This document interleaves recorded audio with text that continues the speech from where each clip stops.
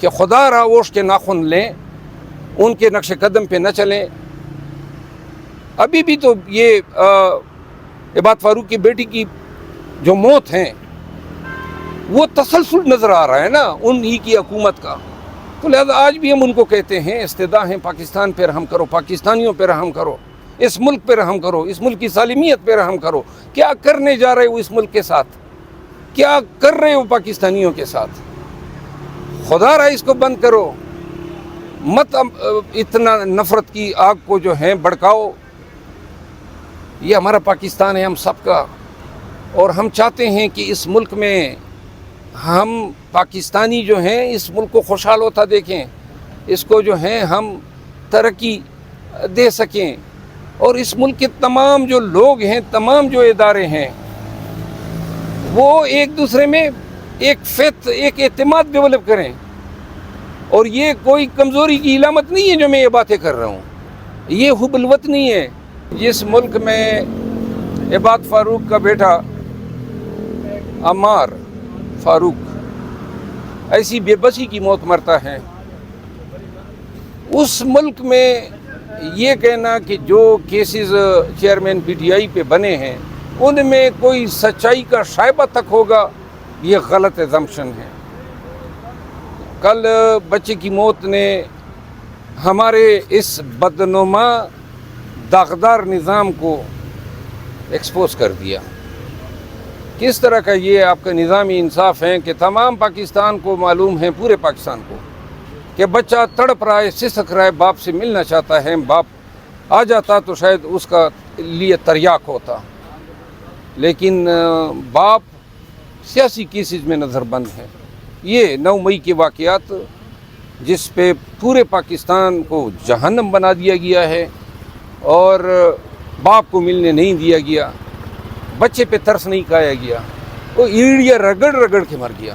ہسپتالوں نے جو ہیں، جو خبریں آ رہی ہیں کہ پریشر کے تحت ان کو رکھنے سے انکار کیا۔ یہ آپ کا میڈیکل سسٹم، آپ کا نظامی انصاف جب آپ کے بچوں کو جو ہے نہیں بچا سکتا ہے، کیوں کر یہ اسپتال میڈیکل پروفیشن سے وابستہ لوگ جو ہیں اتنے ظالم ہو سکتے ہیں؟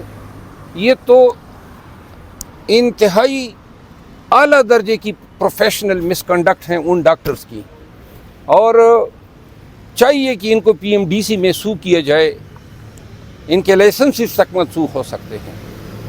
پھر پولیس کو دیکھیں، اس کے باپ کو توڑنے کے لیے، پریس کانفرنس کرانے کے لیے پہلے اس کے والد صاحب کو اٹھاتے ہیں، پھر اس کی ماں کو اٹھاتے ہیں، پھر اس کی دادی کو اٹھاتے ہیں۔ یہ کیا ہے؟ کوئی سمجھ سکتا ہے؟ ان کیسز میں ہمارے ورکر، ہمارے چیئرمین، ہم سب لوگ جو ہیں ایسے کیسز میں جو ہیں پابند سلاسل ہیں۔ اب فائٹ کرو ان کیسز کو، فائٹ کرو اس نظام کو، فائٹ کرو ان لوگوں سے۔ ڈاکٹر جو ہیں وہ اپنے اصولوں پہ کڑا نہیں ہے، پولیس والا جو ہیں وہ جو ہے گھٹنے ٹیک چکا ہے، اور اس نظام نے بتا دیا نا، پورے پاکستان کل سے رو رہا ہے۔ ہر ایک شخص جس کے سینے میں دل ہو اور رحم کا تھوڑا سا بھی حصہ ہو، وہ کیوں کر اس بچے کی جو موت ہے اس پہ خاموش رہ سکتا ہے؟ تو یہ ایک بچے کی موت نہیں ہے، یہ ایک سٹوری، ایک کہانی ہے۔ یہ پورا چہرہ، مکروہ چہرہ بتا رہا ہے آپ کے پاکستان کا، کہ کتنے بدنما اور داغدار چہرے کے ساتھ جو ہیں ہم اپنے بچوں تک کو جو ہیں بچا نہ پائے۔ یعنی حد ہوتی ہے ظلم کی بھی اور جبر کی۔ دوسری بات میں یہ کروں گا، کیا ایسے حالات سے پاکستان کی کوئی ایک بھی سیاسی پارٹی گزری ہے؟ مریم نواز نے بیان دیا ہے کہ یہ لوگوں کی حقوق کی جنگ جو ہے نواز شریف لڑ رہے ہیں۔ ساتھ میں یہ ایڈ کرنا بھول گئی لندن میں۔ اب وہ لندن میں سارے جو پی ڈی ایم کے حکومت کے اور بالخصوص پی ایم ایل این کے جو چور اور اچکے تھے، 16 مہینے پاکستان میں بربریت کا بازار گرم کیے رکھا، اور اس کے بعد مال سمیٹ کے یہ پھر بھاگ گئے۔ اور اب یہ پھر آئیں گے پاکستانیوں کو بتائیں گے کہ 3 دفعہ جو ہے نواز شریف وزیر اعظم بنا تھا، 4تھی دفعہ پھر چانس دو۔ کیا کوئی پاکستانی باشعور پاکستانی جو ہیں وہ اس حوالے سے یہ کہہ سکتا ہے کہ کس بنیاد پہ آپ کو جو ہے کوئی ووٹ دیں؟ اگر آپ لیڈر ہوتے تو ڈٹ جاتے نا، خان کی طرح ڈٹ جاتے۔ اٹک جیل میں وہ فائٹ کر رہے ہیں نا، بھاگنا چاہتا تھا تو بھاگ سکتا تھا۔ آپ تو پہلے بھی بھاگے تھے، بعد میں بھاگے، اور بھاگنے کی تو آپ لوگوں کی تاریخ ہے۔ تو لہذا یہ سیاست اور قوم پہ اعتماد اور پاکستانیت کا مظہر عمران خان ہو سکتا ہے، نواز شریف نہیں ہو سکتا ہے، کوئی دوسرا لیڈر نہیں ہو سکتا ہے۔ جی کیا بتا رہے ہیں؟ نواز کا بیانیہ ہے کہ نواز شریف کی واپسی سے ملک میں خوشحالی آئے گی اور پاکستان پہلے جیسا مضبوط ہوگا۔ جی یہ 3 دفعہ رہا، زرداریہ اور اس نے مل کے پاکستان پہ 35 سال حکومت کی، کوئی خوشحالی کسی نے دیکھی؟ کوئی خوشحالی ہے آج؟ مہنگائی کو آپ دیکھیں، غریب رول رہے ہیں، غربت کے بجائے انہوں نے تو کہا تھا غربت ہم ختم کریں گے، نواز شریف کا تو جو ہے منشور تھا 2018 میں، تو غربت کے بجائے غریب ختم ہو رہے ہیں۔ یعنی سارے لوگ اس سوچ میں مبتلا ہیں، کہیں گے کہاں سے، بچوں کو کس طرح تعلیم دیں گے؟ لہذا یہ جو باتیں ہیں آنے دیں، الیکشن میں ان کو آنے دیں، ایسے عوام ایسے ان کے مکروہ چہروں پہ تپڑ مارے گی کہ ان کی نسلوں کو یاد رہے گا۔ انشاءاللہ اس دفعہ نون ہو، پی ہو، جے ہو، جتنے ہوں گے شکست فاش جو ہیں، اور ذلت بری شکست فاش ان کا مقدر ہے۔ سر کیا یہ نگران حکومت سے جو فیصلے لیے جا رہے ہیں، اتنی مہنگائی کی جا رہی ہے، یہ سارے سخت فیصلے نگران کریں گے یا کوئی منتخب حکومت کو بھی فیصلہ کرنے کے لیے آنے دیا جائے گا؟ منتخب حکومت کو آنے دیں گے تو پھر فیصلے کریں گے۔ فی الحال تو لگتا یہی ہے کہ نگران جو ہیں، نگران کون ہے؟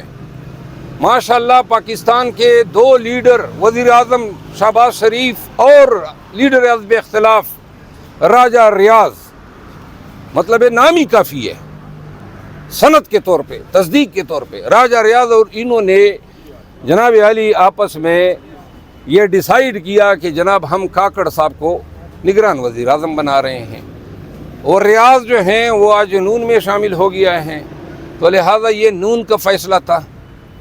اپوزیشن تو برائے نام تھی، کیا اپوزیشن تھی؟ وہ کیا کہتے ہیں، کیا پیدی اور کیا پیدی کا شوربہ، کیا راجہ ریاض اور کیا اس کا حزب اختلاف۔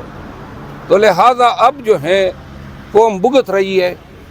یہ ہماری تو توقعات تھی، پاکستان تحریک انصاف نے اس کو ویلکم میسج بھیجا، اور آج بھی ہم توقع کر رہے ہیں۔ شیئر کروں گا وہ یہ ہیں کہ انتہائی سینئر اور واجب الاحترام قانون دان حامد خان صاحب جو ہیں، اس نے ہماری لیگل ٹیم کی سربراہی جو ہیں وہ سنبھال لی ہے، اور چونکہ وہ ایک پروفیشنل، ایک مستند، ایک انتہائی ورسٹائل وکیل ہیں جس کی بہت رسپیکٹ کی جاتی ہیں پاکستان کے طول و عرض میں، خصوصاً لیگل فریٹرنیٹی میں، عدالتوں میں، تو میں ذاتی طور پہ یہ سمجھتا ہوں کہ حامد خان صاحب کے آنے سے مجھے بڑی تقویت ملی ہے، کیونکہ اب جو ہیں تمام کیسز خان صاحب کے یا پاکستان تحریک انصاف کے میرٹ پہ، یہ میں پھر ریپیٹ کر رہا ہوں، میرٹ پہ جو ہیں وہ کیسز وکلا فائٹ کریں گے، ان کو میرٹ پہ انٹرسٹ ہوں گے، اور اس کے علاوہ جو ہیں حامد خان صاحب جو ہیں وہ اوورسی کریں گے، جہاں پہ ان کو اپنی ضرورت ہوگی تو خود کیسز میں آ کے پیش ہوں گے۔ خان صاحب کی جو کیسز ہیں، یہ کیسز کی نوعیت پہ تو ہم بارہا بول چکے ہیں، دیکھیں